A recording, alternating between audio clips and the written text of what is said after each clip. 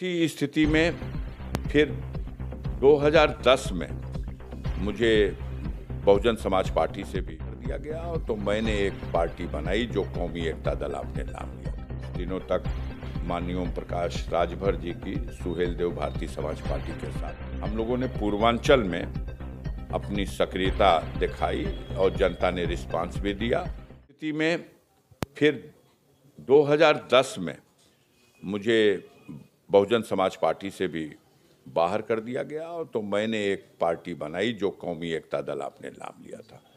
और कुछ दिनों तक माननीय ओम प्रकाश राजभर जी की सुहेल देव भारतीय समाज पार्टी के साथ मिल करके हम लोगों ने पूर्वांचल में अपनी सक्रियता दिखाई और जनता ने रिस्पांस भी दिया। और तब गिलास का निशान था कौमी एकता दल का। उस गिलास के निशान पर भी हम 2 विधानसभा की सीटें जीतने में सफल रहे। लोकसभा का चुनाव भी मैं बलिया लोकसभा सीट से कौमी एकता दल के सिंबल पे लड़ा था 2014 में, और 1,65,000 वोट पाया था। इस सफ़र में आगे बढ़ करके अब जो तस्वीर है वो 2019 में मैं यहाँ गठबंधन का कैंडिडेट था, बहुजन समाज पार्टी के सिंबल पे चुनाव लड़ा था, और समाजवादी पार्टी के समर्थन से गाजीपुर लोकसभा में फिर एक बार मनोज सिन्हा को, जो केंद्रीय मंत्री थे, रेल राज्य मंत्री थे, संचार मंत्री थे, और डाक एवं पोस्ट विभाग उनके पास था और बड़ा दबदबा था। वो मोदी जी के आंखों के तारे थे। उनका पर्चा भरवाने खुद भारतीय जनता पार्टी के राष्ट्रीय अध्यक्ष की हैसियत से अमित शाह आए थे गाजीपुर। उसके बाद भी गाजीपुर जनता का लाड, प्यार और दुलार हमारे खाते में रहा, और 1,22,000 वोटों के अंतर से मनोज सिन्हा को गाजीपुर की जनता ने फिर परास्त कर दिया। सरकार बन गई नरेंद्र मोदी की दोबारा, और यहाँ योगी जी आ गए। फिर इन दोनों सरकारों ने लगातार एक लक्ष्य बना लिया कि अफजाल अंसारी यदि राजनीति में सक्रिय रहेगा तो दबे कुचले समाज के कमज़ोर लोग, बैकवर्ड किसान, ये सब उसको पा करके उसके पीछे खड़े हो जाएंगे और हमारा झंडा झुकता रहेगा। इसलिए इसको सफ़े हस्ती से मिटाना है। वो समझते थे कि हम अत्याचार करेंगे, इनके पूरे परिवार को बर्बाद करेंगे तो ये घुटना टेक देगा। लेकिन मैंने बताया था कि मैं दूसरी मिट्टी का बना हूँ। मैं उस परिवार का एक सदस्य हूँ जिस परिवार में पूर्वजों ने देश की आज़ादी की लड़ाई लड़ी और उसमें कुर्बानियाँ दी, देश की सीमाओं की सुरक्षा में बलिदान दिया। मैं इस जुल्म और अत्याचार के सामने झुकने वाला और इसे स्वीकार करने वाला नहीं हूँ।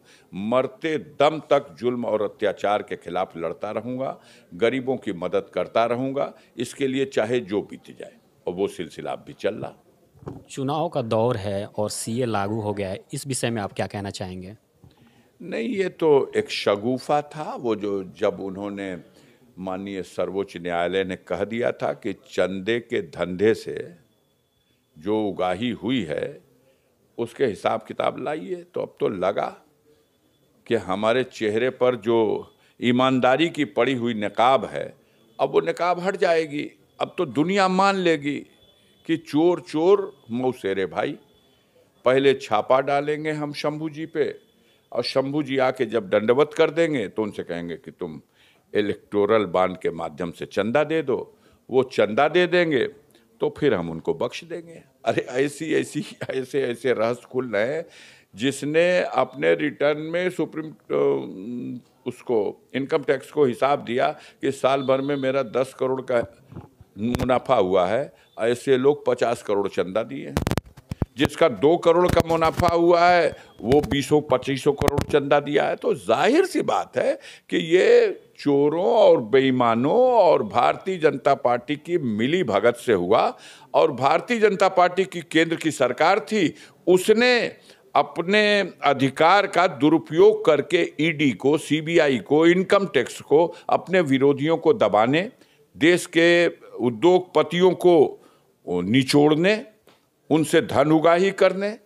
माननीय गृह मंत्री ने बयान दिया है कि हम ये 2017 में ये इलेक्टोरल बॉन्ड का जो नियम लाए थे उसका मकसद था कि हम काला धन खत्म करना चाहते थे।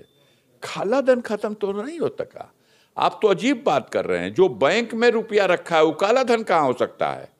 काला धन तो वो है जिसकी आय का कोई स्रोत पता ना हो और जो छुपा के रखा गया हो। जो बैंक में रखा है और बैंक से चेक दे करके और बांड खरीद रहा है और बांड आपको दे रहा है, वो तो काला धन है ही नहीं। और अगर आप उसको भी काला धन मानते हो तो आप ये कहो ना कि जो बैंकों में जमा है वो या घर में छुपा के रखा है वो सब काला धन है। और वो सब काला धन हमारे पार्टी को चंदे में दे दोगे तो वो वाइट धन हो जाए।